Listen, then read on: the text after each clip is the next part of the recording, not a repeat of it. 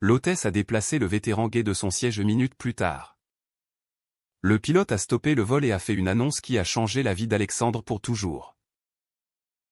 Dans le tumulte de l'aéroport Charles de Gaulle. Alexandre. Un homme de 40 ans au corps encore athlétique mais marqué par les cicatrices invisibles de la guerre. Sentait son cœur battre à tout rompre. Il n'avait pas volé depuis des années. Pas depuis son retour d'Afghanistan où il avait servi comme officier dans l'armée française. Et cette simple montée dans l'avion ravivait des souvenirs qu'il avait enfouis au plus profond de lui. Assis à sa place en classe économique. Alexandre serrait les accoudoirs. Ses mains tremblant légèrement sous l'effet du stress post-traumatique qui ne l'avait jamais vraiment quitté. À ses côtés. Une famille avec 2 enfants bruyants s'installait. Mais il s'en moquait, il voulait juste arriver à Lyon pour affronter ce qui l'attendait, une réunion de famille organisée par ses parents. Où il savait que le sujet de son célibat prolongé serait au centre des discussions. Alexandre avait toujours été discret sur sa vie privée. Surtout depuis qu'il avait réalisé. Adolescent. Son attirance pour les hommes. Dans une famille conservatrice du sud de la France. Où la tradition et la religion catholique pesaient lourd. Avouer son homosexualité aurait été synonyme de rejet total. Soudain. Une hôtesse s'approcha. Un sourire professionnel plaqué sur le visage. Monsieur. Pourriez-vous me suivre s'il vous plaît? Nous avons un ajustement de siège à faire. Alexandre fronça les sourcils. Surpris. Il n'avait rien demandé. Et l'avion n'était pas plein.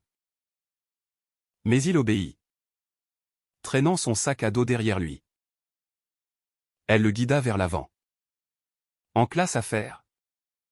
Où un siège isolé l'attendait. C'est un surclassement gratuit. Monsieur. Profitez-en. Perplexe. Alexandre s'installa. Sentant les regards des autres passagers sur lui. Quelques minutes plus tard. Alors que l'avion roulait sur la piste. Le pilote prit la parole au micro, « Mesdames et messieurs. Nous allons devoir interrompre le décollage pour une raison technique. Veuillez patienter. » Le cœur d'Alexandre se serra. Était-ce une coïncidence? Ou y avait-il plus? L'avion s'immobilisa. Et bientôt.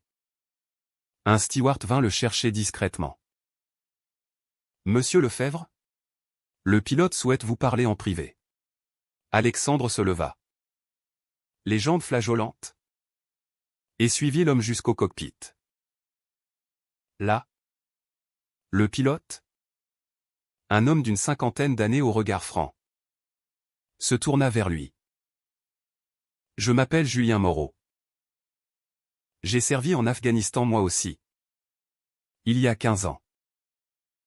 Quand j'ai vu votre nom sur la liste des passagers et que j'ai reconnu votre visage des rapports militaires. Je n'ai pas pu m'empêcher d'intervenir. Vous étiez mon officier là-bas. N'est-ce pas?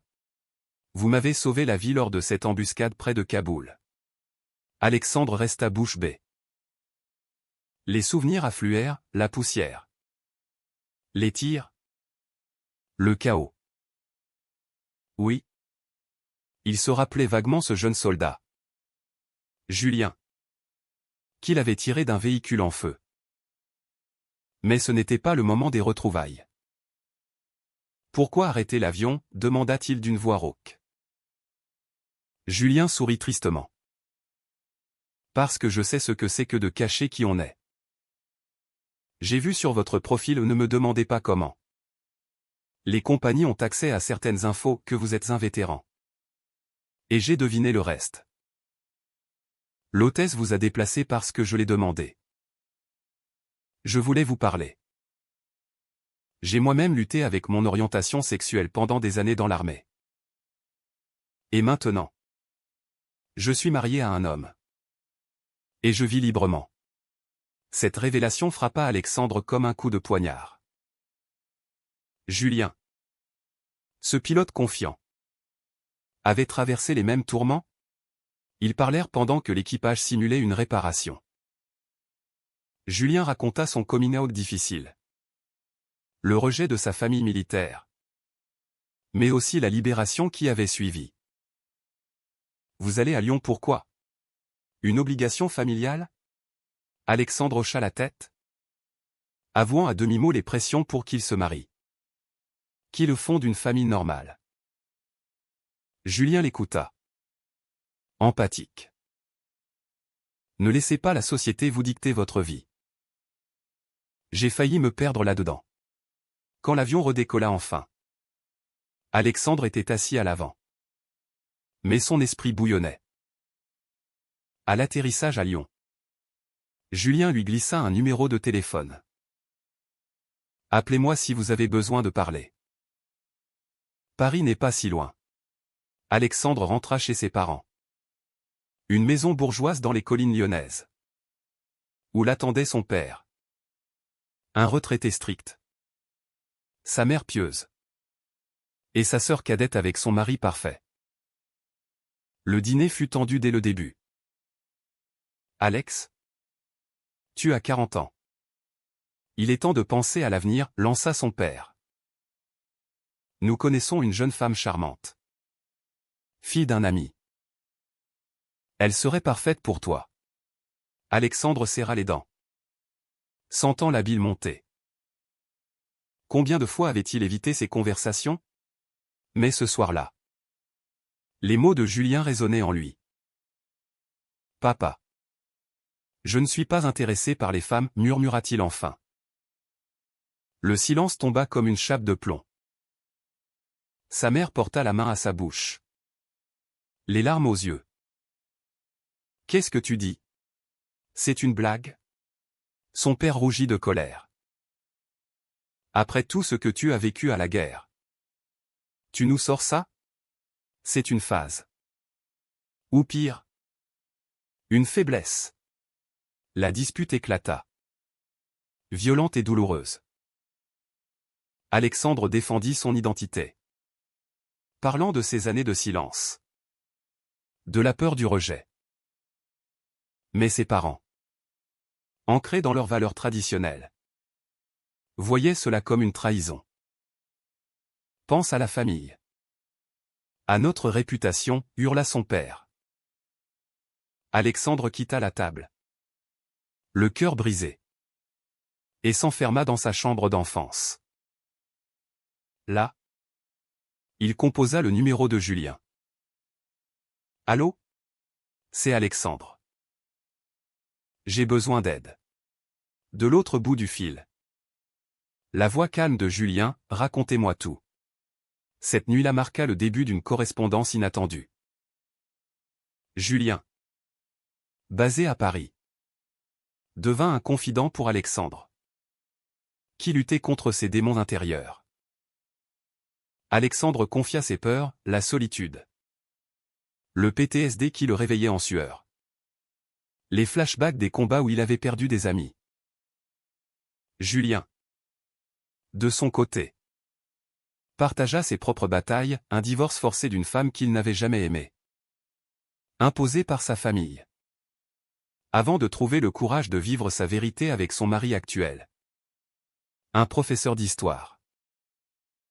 Les semaines passèrent. Et leurs échanges passèrent des appels aux messages. Puis à des rencontres. Alexandre prit le train pour Paris un week-end. Prétextant un rendez-vous médical. Ils se virent dans un café du Marais. Quartier gay-friendly de la capitale. Julien était plus jeune qu'Alexandre ne l'imaginait aux 30 ans. Avec un charisme naturel et une empathie profonde forgée par l'expérience. Vous n'êtes pas seul, dit Julien en posant une main sur son épaule. Alexandre sentit une étincelle.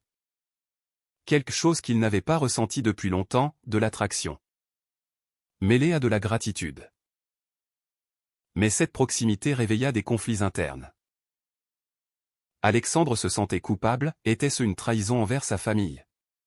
Et Julien, marié, n'était-il pas en train de franchir une ligne? Non. Se dit Alexandre. C'était juste de l'amitié. Pourtant, au fil des rencontres, Les conversations devinrent plus intimes. Julien avoua que son mariage battait de l'aile, mon mari et moi.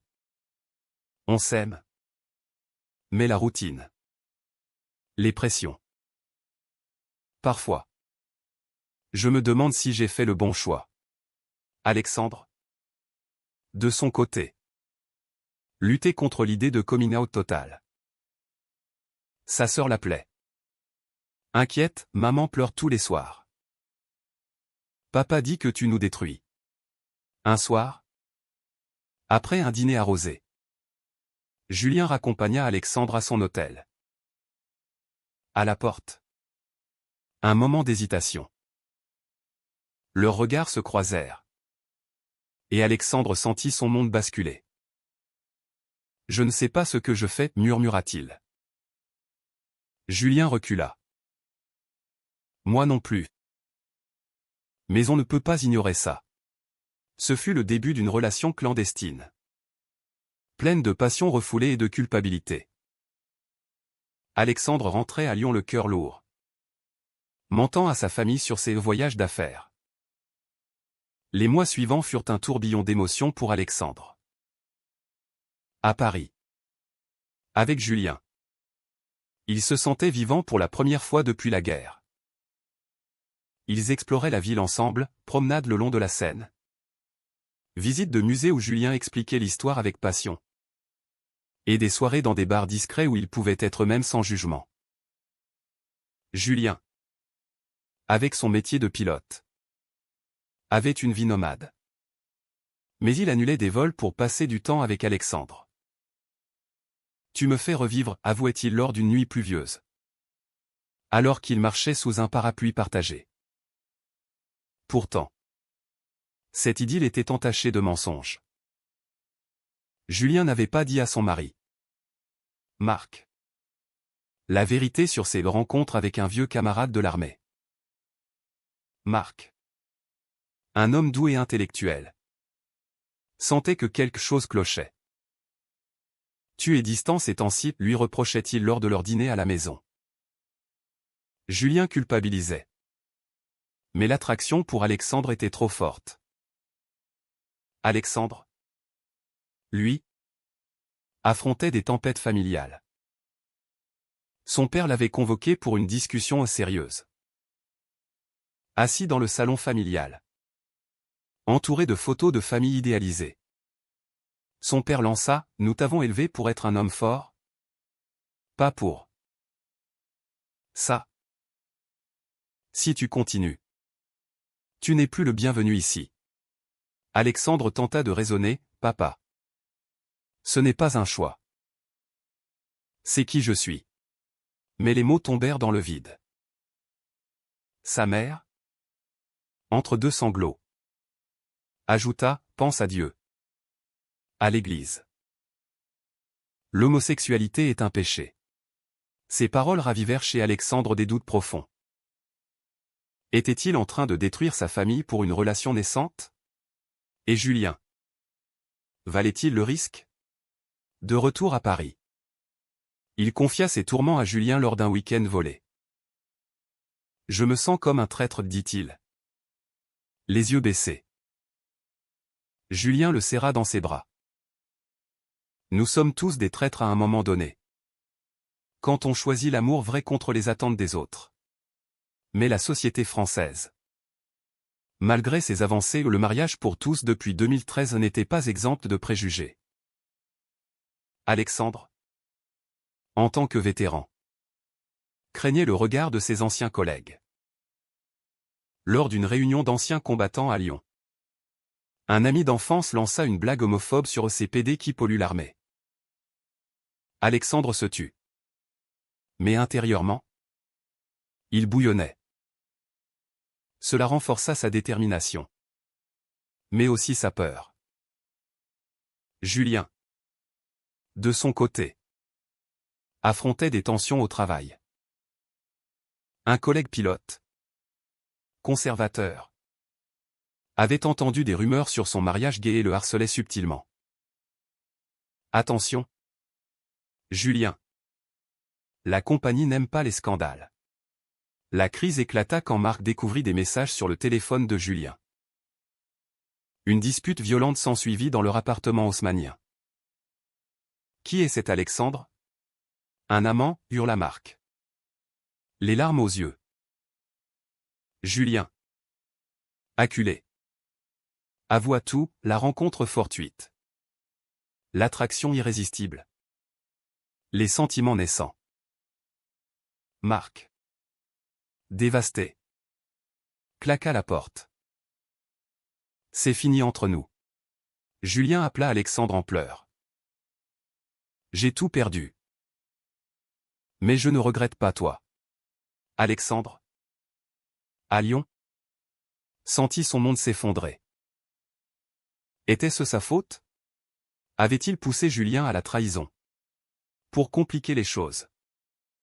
La sœur d'Alexandre, Sophie, apprit pour Julien via un appel maladroit. Elle confronta Alexandre, « Tu détruis non seulement notre famille, mais aussi celle d'un autre. C'est immoral. » Sophie, mariée avec 2 enfants, représentait l'idéal familial que leurs parents chérissaient. Elle essaya de le raisonner, invoquant la morale catholique, l'amour entre hommes. C'est contre nature. Pense aux conséquences.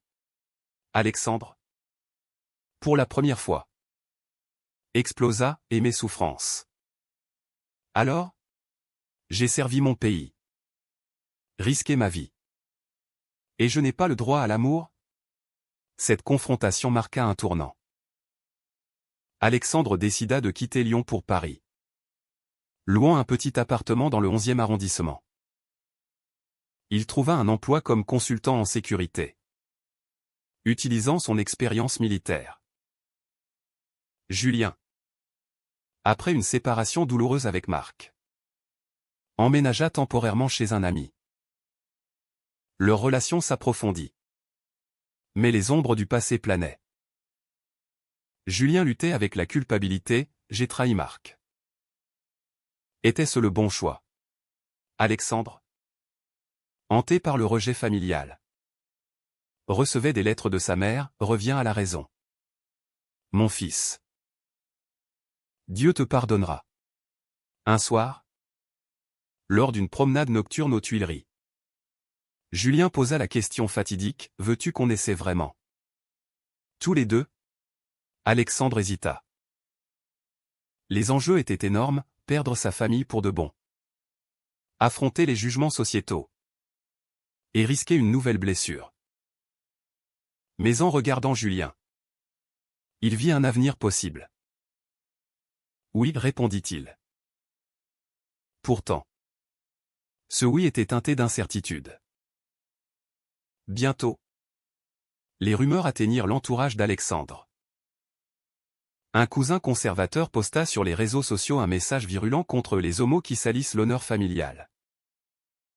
Alexandre, blessé, bloqua tout le monde. Julien, pour sa part, affronta son ex-mari lors d'une médiation. Marc, amer, lança, « Tu as choisi la passion éphémère contre notre vie stable. Tu le regretteras. » Ces mots hantèrent Julien, qui commença à douter. Et si Marc avait raison? Et si leur relation n'était qu'une illusion née du trauma partagé? Alexandre sentit le changement chez Julien, des appels moins fréquents, des regards distants. « Qu'est-ce qui se passe ?» demanda-t-il un soir. Julien avoua, « Je me sens perdu. J'ai tout sacrifié. Et maintenant, je me demande si c'était juste. » Cette révélation déclencha une dispute. Alexandre, sentant la trahison poindre, accusa Julien d'être faible. « Tu m'as fait croire en nous. Et maintenant tu recules ?» Julien, les yeux rougis, répondit, « C'est pas si simple. La société nous pousse à nous cacher, à douter. » Ils se séparèrent ce soir-là en colère. Alexandre rentrant seul dans son appartement vide, Assailli par des flashbacks de guerre mêlés à des images de Julien. Était-ce la fin avant même le vrai début? Les semaines suivantes furent un enfer pour Alexandre. Seul à Paris. Il errait dans les rues, évitant les appels de Julien. Son PTSD s'aggrava, nuit blanche. Cauchemar où les explosions se mêlaient aux cris de rejet familial. Il consulta un thérapeute spécialisé dans les vétérans LGBT. Un homme compréhensif qui l'aida à dénouer les nœuds intérieurs. Votre identité n'est pas une faiblesse. Alexandre. C'est une force que vous avez réprimée trop longtemps. Ces séances l'apaisèrent un peu. Mais le vide laissé par Julien était béant. De son côté, Julien luttait avec ses propres démons. Après la séparation d'avec Marc, il avait perdu des amis communs qui le jugeaient pour son infidélité. Au travail, les rumeurs circulaient, Julien. Le pilote gay qui brise des mariages. Il envisagea de démissionner. Mais pilota avec une détermination farouche. Trouvant dans les cieux un refuge temporaire. Un jour, il croisa Marc par hasard dans un café. « Je te pardonne, dit Marc doucement. Mais je ne peux pas oublier. » Cette rencontre raviva la culpabilité de Julien, qui se demanda s'il avait fait le bon choix en poursuivant Alexandre. Pourtant, l'absence d'Alexandre le rongeait. Il envoya des messages, « Pardonne-moi ma faiblesse. J'ai peur. Mais je t'aime. Alexandre. » Après des jours de silence, répondit, « Prouve-le. » Ils se retrouvèrent dans un parc du Luxembourg, sous un soleil printanier. « Je veux qu'on soit ensemble. » Vraiment, déclara Julien. « Mais on doit affronter les conséquences. » Alexandre acquiesça. Mais posa une condition, pas de mensonge. On assume publiquement. Julien pâlit. Assumer signifiait risquer sa carrière. Sa réputation. Mais il accepta. Leur relation reprit. Plus forte. Mais les épreuves ne tardèrent pas. La famille d'Alexandre apprit pour leur couple via Sophie, qui avait fouillé dans ses affaires lors d'une visite surprise. Une lettre collective arriva, « Nous te désavouons si tu persistes dans cette voie immorale. » Alexandre, dévasté, montra la lettre à Julien. Il me rejette comme un paria. Julien, solidaire, proposa, « Allons les voir ensemble.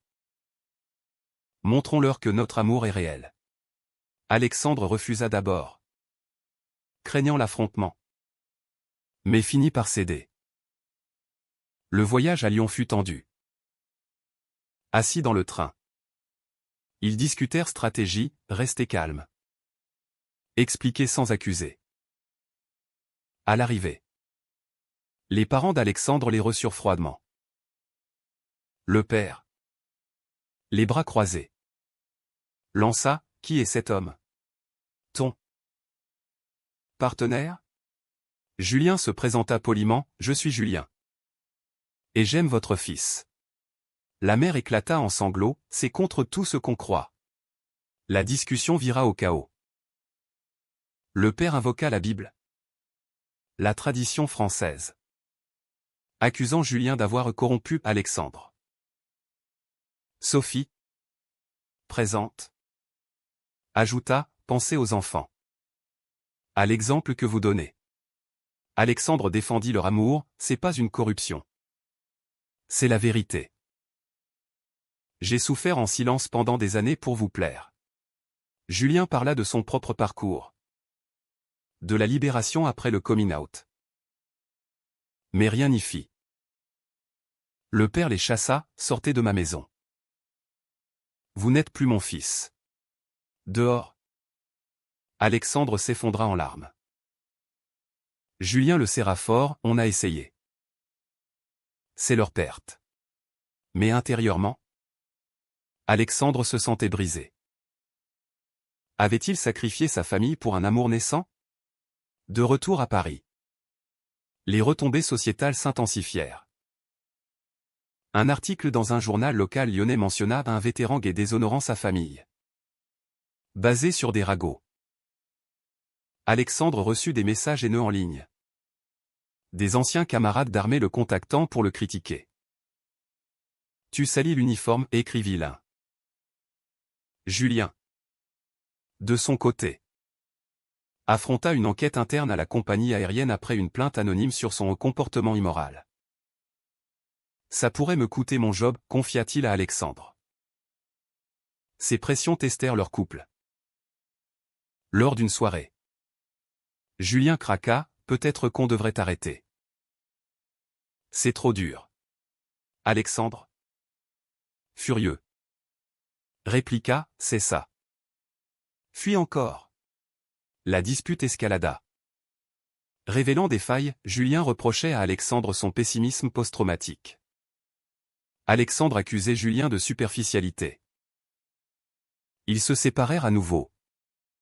Julien rentrant chez lui. Alexandre errant seul. Mais cette fois, la séparation força une introspection. Alexandre participa à un groupe de soutien pour vétérans LGBT, où il rencontra d'autres hommes avec des histoires similaires. Le rejet fait mal. Mais vivre dans le mensonge est pire, lui dit un participant. Inspiré, Alexandre écrivit une lettre à sa famille, « Je vous aime. Mais je ne peux pas changer qui je suis. J'espère que vous comprendrez un jour. » Julien, quant à lui, confronta son employeur, « Mon orientation ne affecte pas mon travail. Si vous me virez, ce sera de la discrimination. » La compagnie recula. Mais Julien en sortit marqué. Après des jours de réflexion, Julien contacta Alexandre. « Rencontrons-nous. On ne peut pas laisser les autres nous détruire. » Ils se retrouvèrent sur un banc face à la tour Eiffel. Symbole de résilience. « J'ai eu tort de douter », avoua Julien. « Notre amour vaut les sacrifices. » Alexandre, ému, répondit, « Moi aussi. Mais on doit être forts ensemble. » Ils scellèrent leur réconciliation d'un baiser discret, ignorant les regards curieux des passants. Les mois suivants furent une reconstruction lente. Ils emménagèrent ensemble dans un appartement du Marais, créant un foyer où ils pouvaient être authentiques. Alexandre trouva la paix dans la thérapie, gérant mieux son PTSD. Julien, soutenu par des collègues progressistes, conserva son emploi. Ils rejoignirent des associations LGBT, militant pour les droits des vétérans gays, transformant leur douleur en action. Pourtant, les cicatrices familiales persistaient. Sophie appela un jour, « Maman est malade. Elle veut te voir. » Alexandre hésita. Mais Julien l'encouragea, « Va. C'est peut-être une ouverture. » À l'hôpital de Lyon. Sa mère, affaiblie par une pneumonie, le regarda avec des yeux tristes. « Je t'ai manqué de respect, » murmura-t-elle. « Mais je ne comprends pas. » Alexandre expliqua patiemment, parlant d'amour universel.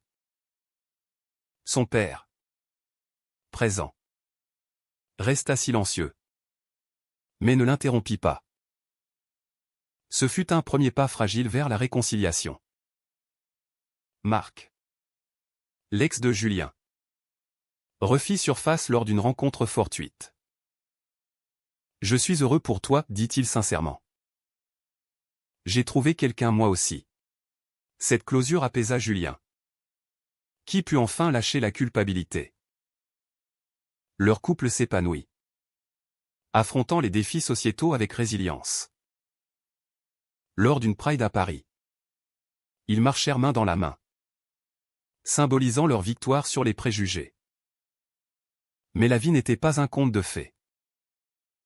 Alexandre reçut une promotion, mais avec des collègues homophobes subtils. Julien vola vers des destinations où l'homosexualité était criminalisée. Rappelant les risques mondiaux. Leurs disputes occasionnelles révélaient des tensions, Alexandre voulait des enfants via adoption. Julien hésitait face au jugement. La société n'est pas prête, arguait-il. Alexandre rétorquait, on la changera. Un soir, après une nouvelle dispute, Alexandre s'assit seul, réfléchissant au choix fait. Avait-il bien agi en priorisant son amour? Les dommages collatéraux aux familles brisées. Amitié perdue au pesait lourd. Julien rentra. S'excusa, on est plus fort que ça. Ils se réconcilièrent. Mais la question persistait. Au fil du temps, leur histoire inspira d'autres. Alexandre écrivit un blog anonyme sur les vétérans gays, recevant des messages de soutien. Julien parla lors d'une conférence sur la diversité dans l'aviation. Leur amour, forgé dans le feu des épreuves, devint un phare pour ceux dans l'ombre. Pourtant, le doute moral subsistait. Avait-on le droit de blesser autrui pour son bonheur personnel? La réponse n'était pas simple. Alexandre et Julien continuaient, payant le prix de leur authenticité chaque jour. L'amour véritable justifie-t-il toutes les trahisons et tous les sacrifices?